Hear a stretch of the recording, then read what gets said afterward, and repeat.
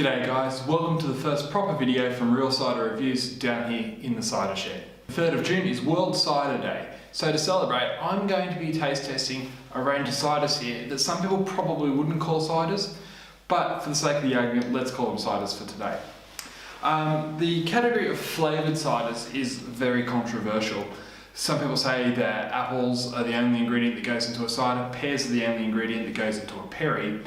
But with some certain Swedish brands and some big multinationals, should we say, flooding the market with cheap flavoured ciders, flavoured with all sorts of things from berries to tropical fruit, it's only natural that the craft producers have followed suit and are up in their game to prove that they can make a superior product with real fruit. So today I've got a range of different flavours. Let's start on the end here. This is Pagan Cider, their Blueberry Limited Edition from Huon Valley in Tasmania.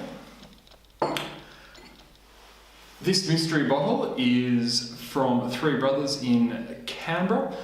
It is an apple and blueberry as well. I hope it's a blueberry, we'll soon find out. Again from Tasmania, this is Frank's Raspberry Cider, also with apples. This is the Sprayton Apple and Raspberry Cider. Now, from the cider maker himself, the stats on this are 82 grams per litre of residual sugar, 3.5% alcohol, and retails for 11 Australian dollars a bottle. So they've told me that everyone else is doing a flavoured cider, so why not us? They grow their own apples as part of the cooperative, they grow their own raspberries, they juice them all themselves, so they've got all the necessary ingredients and they can just do it with some proper craftsmanship. So that's good to know about that one there. Now, because this is World Cider Day, our last entry is from these fine folk from Norway. I'm not even going to attempt to butcher the name, but it is a hopped cider. So expecting a lot of citrus from this according to Google Translate. Okay, we might as well start with the folks at Pagan. I love the labelling on this bottle. Absolutely gorgeous. Muted colour tones, stands out on the shelves, a little bit glossy, a little bit matte. So let's see what it's like. Okay, interesting colour there, sort of a reddish hue to that. Very, very clear, there's not a drop of cloudiness about it.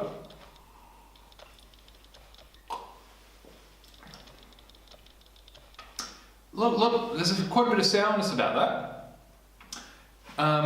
Yeah, some blueberries coming through. Interesting, very interesting. It's quite strong. 2.1 standard drinks in this bottle, which works out to 8% alcohol. So yeah, I'm glad I started with the easy ones. The more you drink that, the more the blueberry definitely comes through. Yes. Okay, I'll come back to that. We'll see what we think at the end here. This has been sitting here a little bit longer.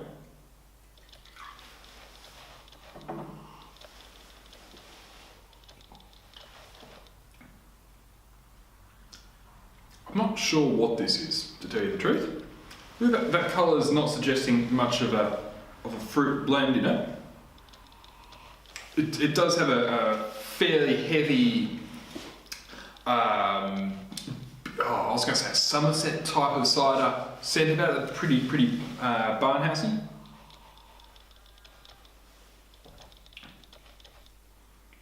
Yeah, I think this might. I'm going to say this is just a regular apple cider that might be using be experimenting with some Old English apples. So that is a little bit unusual. You probably can't see this on camera, but when I hold this up to the light, there's quite a lot of sediment in there, and it has been sitting in my cellar for quite a bit now.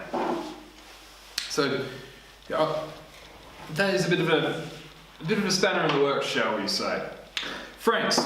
Okay, the guys at Frank's are some of the nicest people you'll ever meet. twist off this time around.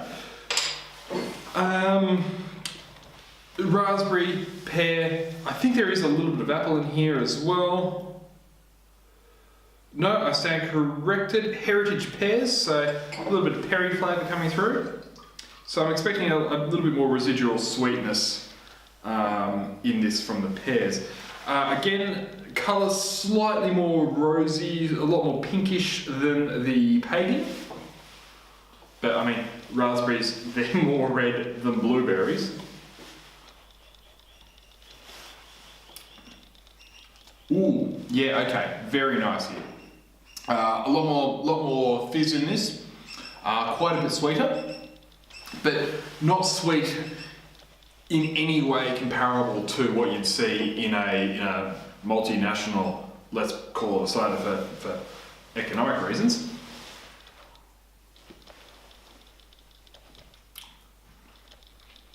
Yeah, that is very easy to drink. Quite a fan of that. Just a little bit of a sharp acidic back end to it, just to liven it all up, to clear out any of the sweetness that's coming from the front end of it. Not a whole lot of... Yeah, the pear really comes through at the tail end. Up front, it's all about the raspberries. Then you get a slight wave of pear, but they're pretty subtle pears in there. That's very drinkable. Okay, so Spraytons. So if you've been following Real Cider Reviews for a while, you'll know that I'm a big fan of Spraytons. They've won my best cider of the year. Oh, they've been in the top 5 list several times. This is also marked with the 100% Australian cider mark, which means that it's been approved by Cider Australia to say this is an Australian-made product using Australian apples. So no matter whenever you see that logo, you're going to get a pretty decent cider. Let's be honest, because the people who get awarded that accreditation, they've been verified as doing stuff properly. 3.5% alcohol, so at the lower end of the spectrum here. 82 grams per litre of sugar. To put that in perspective, I believe a can of Coke is about 105 grams per litre, of sugar. Yeah, a bit over 10%. Okay, this colour is a lot paler than the rest. Again, very bright, not a trace of cloudiness in there. Ooh, this has got the most raspberry punch coming through.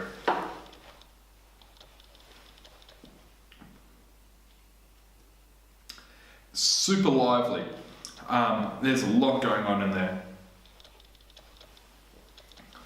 There's sort of that big, bright raspberry flavour, but then underneath it, there's a lot of earthiness from some good quality apples. Yeah, this is, wow. Yeah, even though that I would say that at that sugar level, you'd think this is going to be very sweet, but because it's incredibly well balanced, there's not this wave after wave of just chlorine sugariness. Yeah, there's a little bit that hangs around in the end, but it's that balance of the acids and the sugars is bang on, so very refreshing. Oh yeah, that's a proper grown-up raspberry cordial, that. Okay, so moving out of the berry spectrum to the other side of the world. So this is our international entry from Norway. Balholm is about as good as the pronouncement I'm trying to get out of me. This is approximately maybe 18 months old.